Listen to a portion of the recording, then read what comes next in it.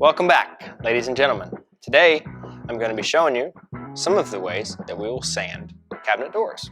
Now, if it's a brand new door, our process is going to be slightly different. So for the purpose of this video, this is going to be on a refinish. So the doors have already been finished and we are now prepping them so we can prime them again. Now, if we were starting from scratch, we would clean them off, degrease them, remove all of the bumpers and stuff, but I'm going to just show you the actual sanding portion of it. So I've got 4 different styles here. This is a raised panel, okay? All right, this is a raised panel. And then these 2 are shakers. This one has a nice little profile on the inside. And then this one is just a square standard shaker. Our go-to sanders of choice are normally Surf Prep 3x4s, okay? With the dust attachment, so it's hooked up to a dust extractor. And then we really like the RTS 400, the Festool, obviously. We do have the ETS 150 here. Normally when we're using the ETS 150, it's on much bigger doors and we have a lot of material to take off. In a scenario like this, I would normally use the 150 on the big squares, and then I would come in with the 400 or the Surf Prep 3x4 to work into those corners and stuff. I'll start with everybody's least favorite, which is a super intricate raised panel.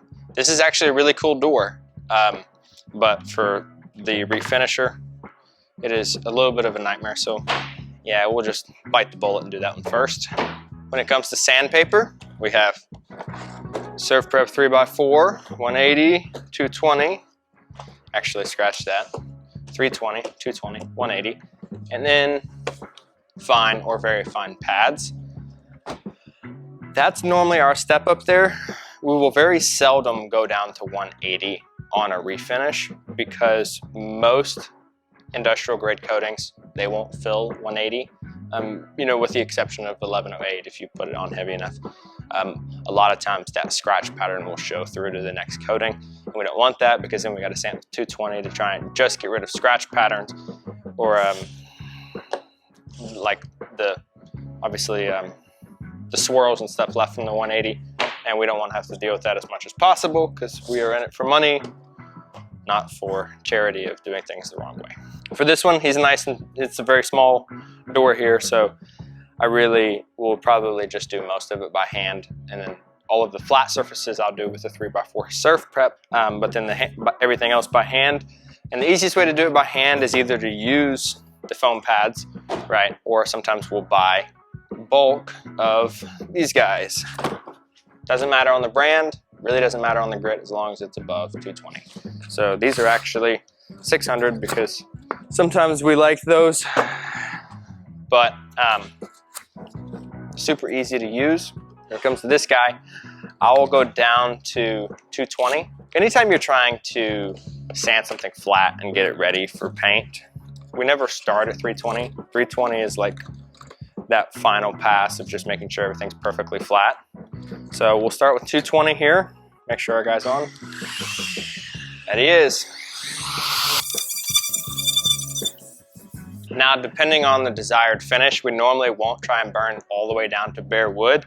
As you can see on the edges and stuff, I burn down to bare wood, but we really try to avoid that if at all possible across the whole thing, because then you'll start getting like tannin bleed. If you burn through the entire top coat or clear coat on it and you go down to bare wood, you'll start to see that a lot more. Once you start priming it, you'll see tannic acid, bleeding through your primers, unless you're doing 2Ks, which in that case, sand away. So we hit our flat surfaces. Let me do this little guy inside here. Now, for those of you that don't have, state-of-the-art best sanders that exist on the market, there are obviously a lot of handheld sanders you can use at home as a DIYer. In a scenario like that, though, if you're really going for a really, really high finish, or high quality finish, it's almost easier to find somebody that has a really nice sander and rent it from them, as opposed to trying to make that $30 sander from Harbor Freight's work, because it will just be a problem for you across the board. The scratch pattern's always really squirrely, and I don't know, just the orbit of a really cheap sander, you make so much work for yourself. It's I think it's better to find something that has a much higher grade sander, borrow it, rent it from them, or have them do it, pay them by the hour or whatever. Not trying to like produce a really, really high quality finish with really, really low grade tools. If you do that, you generally will make a ton of work for yourself. And if you have a lot of free time, do it. But if you don't, I would consider either renting or getting a hold of a much better sander, like this guy. What I'm gonna do is I'm gonna run around all these edges here. We're gonna hit these, and then I'm gonna hit the inside and not go super crazy with it because I don't wanna round over these very fine profiles. I don't wanna do that, but I do want to see how much of it I can do with the sander as opposed to by hand, if at all possible.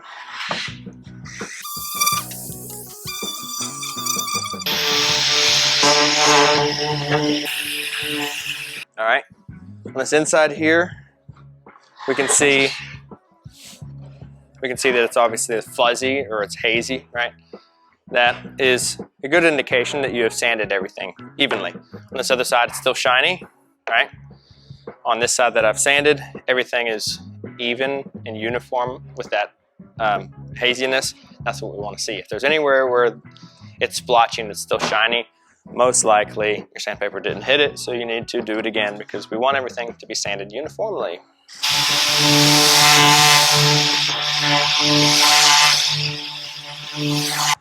Now, a great example would be when I just ran that across there, the foam pad didn't get down into these crevices very well, so we do have some still shiny spots. So now we're going to shift to hand sanding. Use this guy, and I do have 180 and 220 here if I needed to use it, but we don't have to sand a whole lot here. So most of the time what I'll do once I'm done hand sanding is I will then take a foam pad and just lightly hit the entire surface just to make sure everything has been hit.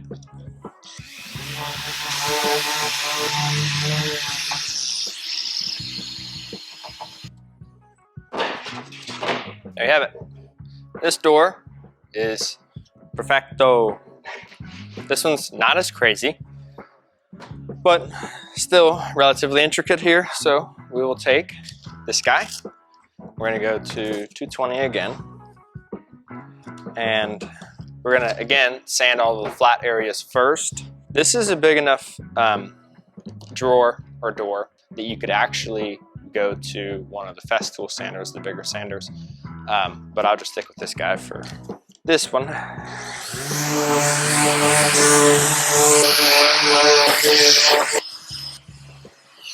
A good example would be looking at this guy where I've sanded versus where I haven't. And you can see how flat the sanded area is as opposed to the non-sanded areas, the glossy areas.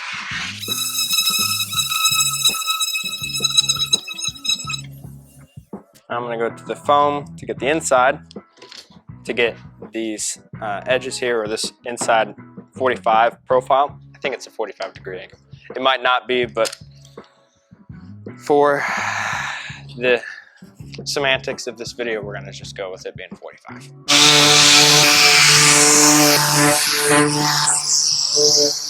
I'm gonna just take this guy here to hit this inside, basically this first inside edge of the rails and stiles. I'm just take and go like this guy right here. Okay, all that's left now is these outside 45s all the way around. If I wasn't feeling really confident that day, I would go to 320 on this guy, but I'll stick with 220 on this guy for now. So on these, we don't want to like obviously sand too much or sand too little, and then basically create a warpy angle. So however you do it, just make sure you keep a nice clean angle that you run all the way around it on however many doors and drawers you're sanding.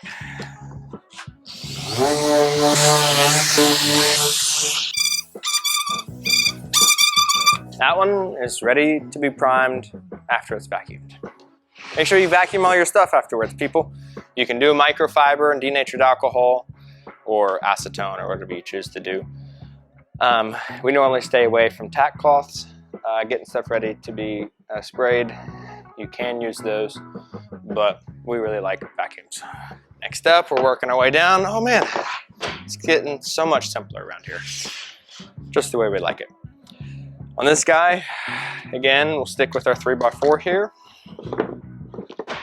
No point in breaking what isn't broken. No point in fixing what isn't broken.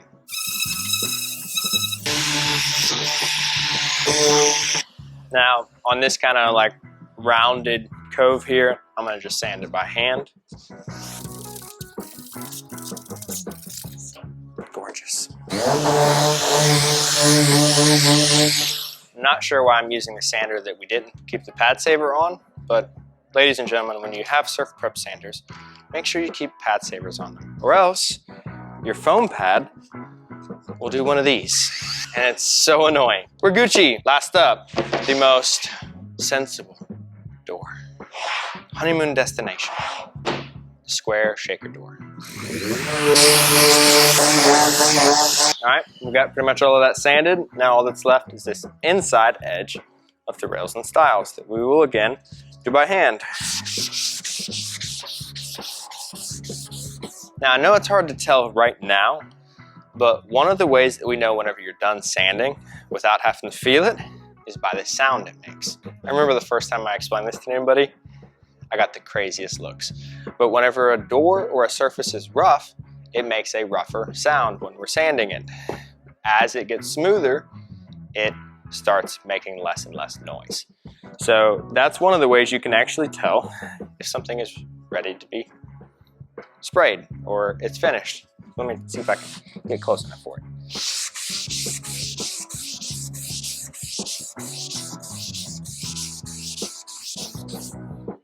After about the 6th pass, it really wasn't making that much noise anymore.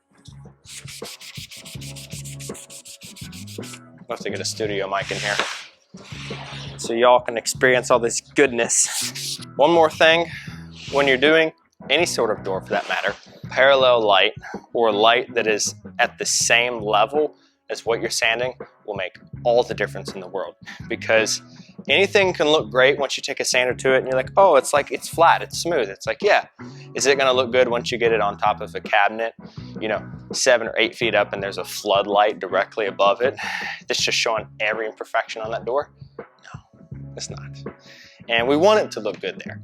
So that is why we have lights that we'll keep down that are like at the same level, and then we can really see any imperfections. So I'll bust out just like a little bitty light so you can see the difference, and you can see why it's so important. So this light right here is a great example of you probably didn't even know there was dust on this guy beforehand. You wouldn't really even be able to tell. All of a sudden you see this, you can see everything that is on this surface here, and that is a great example of why having what I call downlight on a door makes things so much easier to perfect a door. Because this is, I'm not gonna put it on myself. Hopefully somebody out there that was looking to refinish their kitchen is slightly more confident now. It can be a little bit of a daunting task to make sure that you sand everything to standard and make everything Gucci, bougie. But it's really not that daunting of a task.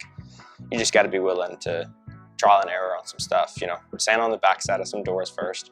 If you're painting them, it's so much easier because you can just sand them, and then if it doesn't turn out good, throw another coat of primer on there. And if it doesn't turn out good, throw another one on there until you're happy with what your finished result's gonna look like. Yeah, there you have it. I've got 4 random doors that have been sanded now. So if any of you would like miscellaneous sized doors, drop in the comments and we'll get them to you.